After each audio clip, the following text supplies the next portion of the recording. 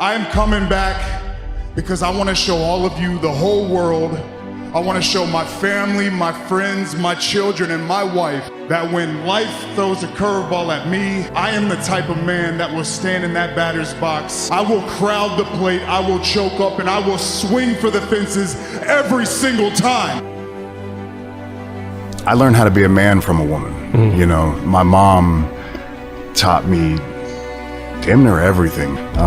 And one thing about my mom was I wasn't, scared of her physically, but there was just something about disappointing her that was way worse than getting hit with getting spanked or getting hit with a switch or whatever it may be. Like, me making her disappointed was like, it made me ill. That physically would hurt my feelings if I made her disappointed. So that was just something that always really, stuck by me even to this day. It still pushes me.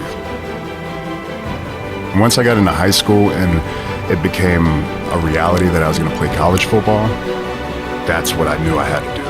And it was mainly, I think, the wrestling side of our family motivated me even more to get away from it, to kind of build my own name, to start my own story, and it just did not work out that way. So I signed with the Minnesota Vikings for my free agency, rookie camp. I went up there for rookie camp. And that's where we did all our physicals, and that's where I got my initial blood work, and that's where I found out that, like, at the time I had like 80,000 white blood cells, no clue what was going on, and they sent me back home, and that's where we were first diagnosed with leukemia. For a 22-year-old with just right there, like, the carrots just almost in my hand, and all these years of work, all this like convincing that this is what I was supposed to do, this is what's supposed to be happening, it slipped right out. And on top of that, my wife was pregnant, so we had our daughter on the way, and everything's fallen apart. But at the same time, I've always handled emotions and feelings like, I don't want to say compartmentalized, but I just was able to, for a lack of a better word, no-sell it. But I guess what made me feel like I wasn't so alone is you heard more stories coming out of this, not being such an irregular thing, not being the only 22-year-old diagnosed with CML.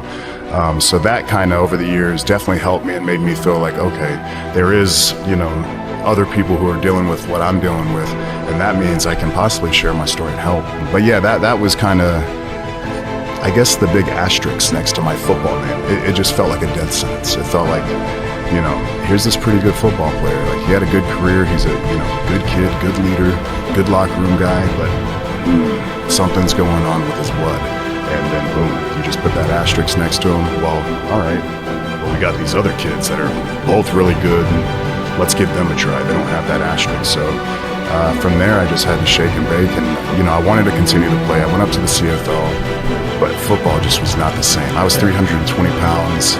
They do a very spread out, a yard neutral zone. Pretty much I was like 40 pounds too heavy to play in that league. I've always believed in God. I've always believed that He's favored me and looked out for me. But I'm not gonna lie, before my announcement in October, I was terrified. I was scared. I was insecure, and I didn't really know if I wanted to share that secret with the world. The good news is I'm in remission, y'all. The outreach and that overwhelming support that you gave me, it gave me strength. It gave me new life. It gave me a new opportunity, and it gave me a new purpose. You see, here in WWE, a lot of your purpose as a young superstar is to win titles and to climb that mountain, to achieve the top and put your flag in it, and that's still very important. But for me, the only thing that is important, that I have the ability to step foot in this ring every single night. And if I can do that, I'm gonna use this platform, this giant WWE platform that is global and the whole world can see it. I'm gonna use it to raise awareness, and I'm gonna use it to support those who are in need just like I was.